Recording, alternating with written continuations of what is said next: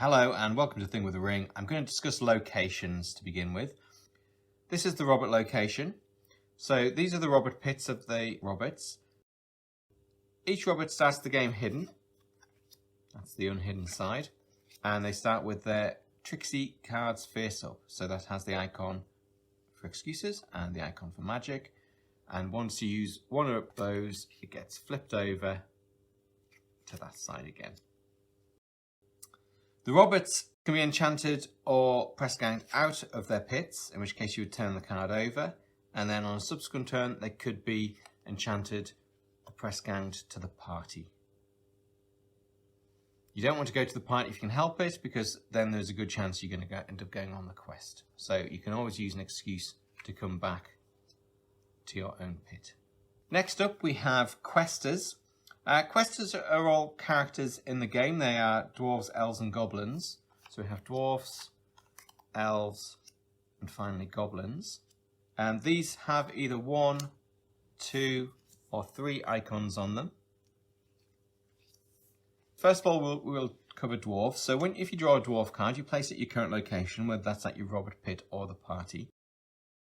If they're at the party, they will just sit there waiting for the party to go off. If there ever gets to be 6 of them, it reaches a critical point and they will just force the party to go whether it's really ready or not.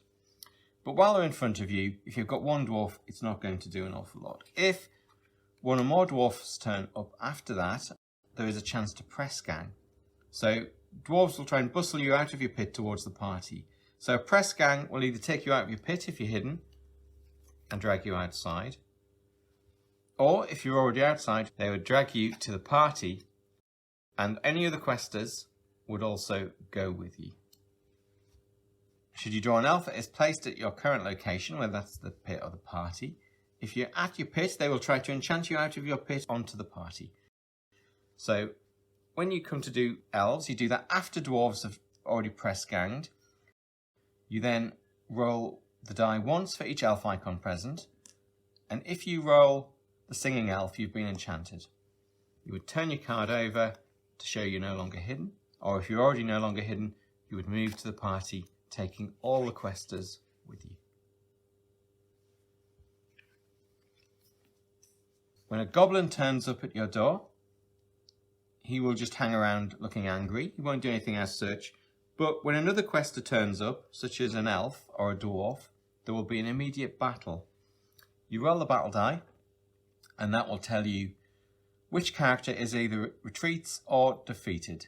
So in this case, an elf retreats and you would have to move that to another location, which could be the party or it could be another Robbit's pit. And a battle is provoked when a dwarf or an elf meets a goblin or vice versa. So if you have some dwarves outside your pit and a goblin turns up, there would be a battle. You'd roll the dice. In this case, the dwarf would be defeated and would go to the discard pile. If on your turn a goblin turns up and there's some questers there, you just roll the battle die as normal. In this case, a goblin retreats. So when you move the goblin, you can move to the party, in which case that would just be the end of the battle. However, if you moved it to this location, there is an elf there, so that would start a completely fresh battle, and you would roll the die. In this case, an elf is then defeated, and the battle would end. Battles can constantly provoke new battles throughout the game.